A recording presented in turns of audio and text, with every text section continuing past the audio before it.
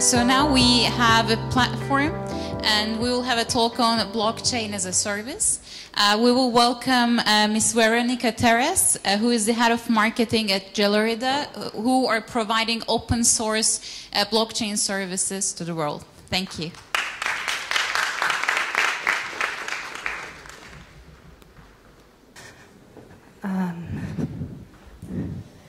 Well, thank you so much. Thank you so much for this invitation to the organizers.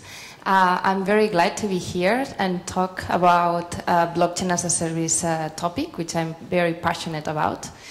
A little bit about my background. I've been very involved in the startup scene for the last years. I've been training and mentoring entrepreneurs on business model prototyping. And after that, I founded also myself my startup. So I've been in both sides of the table and fundraised $1 million in the private equity in 2016. And also we open offices in the US and in Spain. I'm coming from Barcelona. And I've coached as well at Singularity University about business model prototyping and lean startup methodologies to entrepreneurs. And that brought me to this exciting sector of blockchain, where I'm working for Gelorida.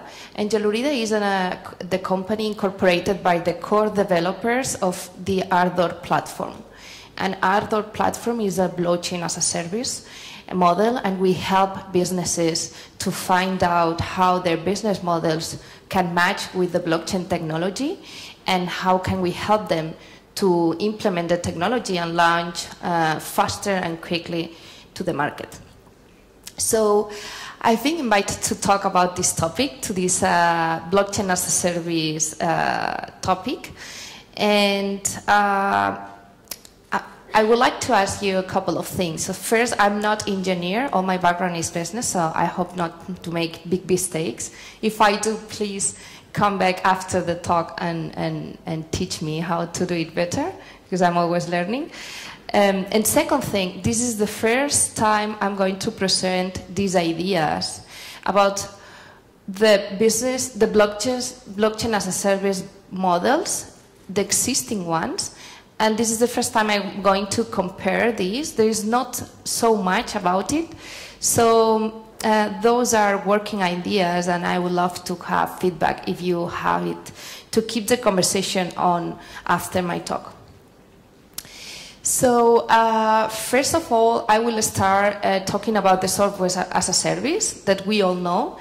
And the software as a service describes when users rent or borrow software instead of buying one.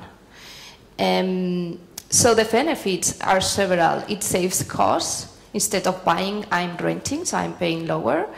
It doesn't need to be installed in my computer locally, so it saves storage and maintenance. And it is accessible from different devices from the cloud, instead of depending on only my own computer. Examples of these are, instead of buying Microsoft Word for $300, I can pay $5 a month and use the whole program. Another example of this is when you have a business and you need, for example, a very specific sales database and you don't have it, you would spend so much cost and time building it, so you rent this sales database and you pay for it. And the example 3 is when you decide to build a business and you buy all these services for your team. So the software as a service sector remains the the largest segment, and is growing really fast. It's supposed to be 85 billion in 2019. And the vice president at Gartner, who did this study, says that the increasing adoption of software as a service is really changing the management of the companies. So what about blockchain as a service? The blockchain as a service term is used in different ways today. And this is what I'm going to try to share today with you. So first of all, let's set up definition of the blockchain. The blockchain is a digital ledger, it's verifiable, incorruptible, and it's decentralized. Because of this, I have identified 3 components that are going to have a key role in the blockchain as a service model. One is the storage, because it's a database, so we need to storage data. The other one is applications, the nodes that run the applications of the blockchain. And the other one is the consensus. We need a consensus to verify and record the transactions that are stored in the blockchain. So I've come with 2 categories. One is the cloud blockchain as a service category that is offering storage and applications. And now we are going to see who is here in this category. And a second category is what I have called here full blockchain as a service model that is not only offering storage and applications, but also consensus. So the decentralized infrastructure of networks that is securing the network through this consensus algorithm. So who we have in the first category? We have Amazon Web Services, Microsoft Azure, IBM, and Oracle. In the second category, we have Ardor. And then I don't want to forget about other organizations that are working on it, like SAP, Stratis, Hui, and other white papers less known. But I won't talk about them because they are not working products. And the first 2 categories are working products today. So Amazon Web Service have a service where they have a blockchain templates and make easier for anyone to install and deploy a blockchain in a secure environment using popular source frameworks, which are actually Ethereum and Hyperledger. Microsoft Azure also tries to simplify this development process. They say it's an easy experimentation environment for you to create a blockchain. IBM Bluemix also has a flexible software as a service platform that also offers frameworks. And Oracle Autonomous Blockchain Cloud Service is also the same. Different words, same things. At the end of all, as you can see there at the right side, they are offering storage and they are offering the frameworks, the applications. So what about Ardor? Ardor, as I said before, is offering something else. So Ardor is a scalable multi-chain platform that allows businesses to reduce cost and time to market, and it offers decentralized features relying on the security of the public Ardor parent chain. What does it mean? It means that Ardor has a new architecture. It's a parent-child chain architecture. It's tested for 1 year in 2017. It was launched in January 2018, and it's a fully working product.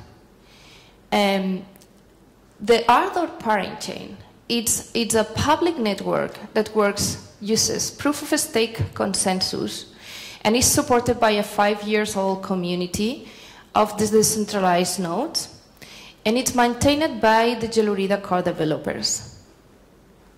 So here is how Ardor works.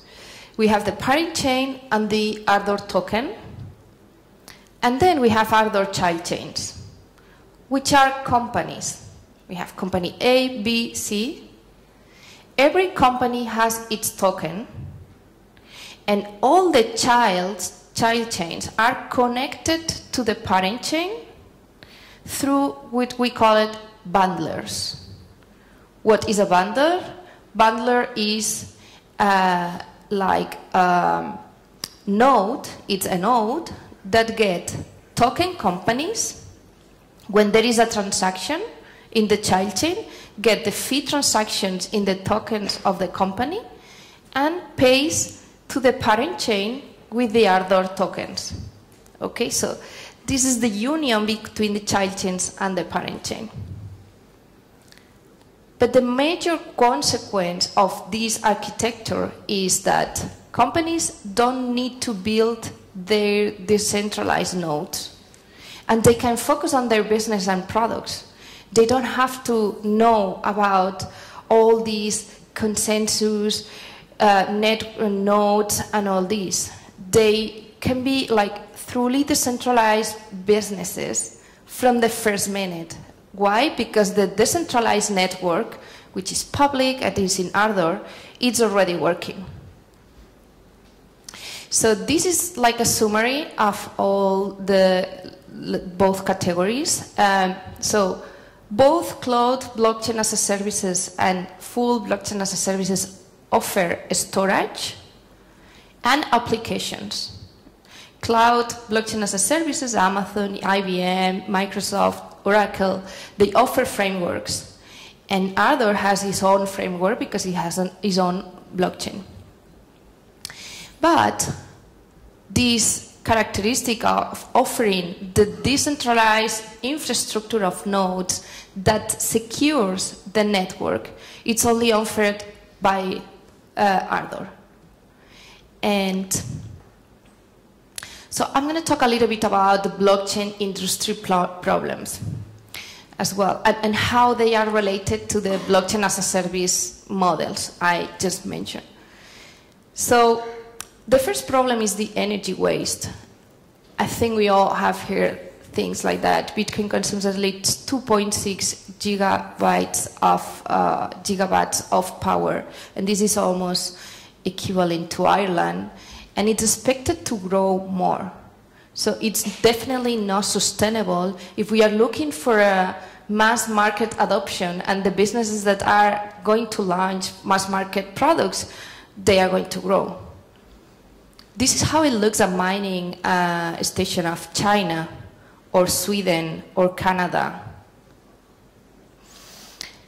So Hyperledger Fabric, which is the framework that is being used in some of the blockchain as a service I just mentioned, is using a different algorithm that is energy efficiency.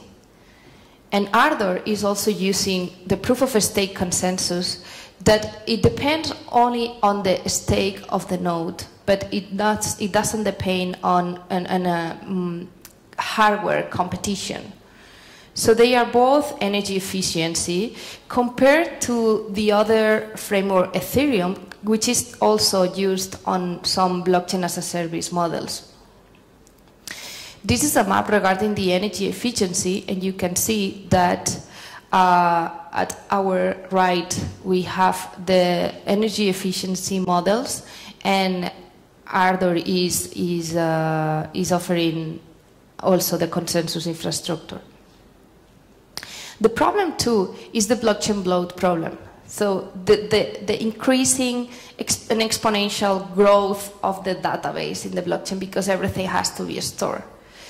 And the cost of storage that means having a blockchain as a service, it means that we pay more as more data we have and as more storage we need. It's also growing with the size of the database. In one way, Ardor has solved the bloat problem thanks to its multi-chain architecture that prevents this exponential growth.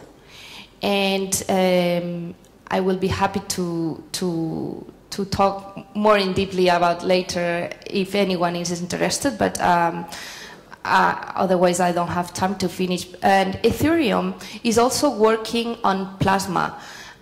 It's a new multi-chain blockchain that also it aims to prevent the bloat problem, but this is still a white paper. So problem 3 is that smart contracts can be smarter, and I think we are in the beginning of this journey as well. the smart contracts of Ethereum are executed in all nodes currently.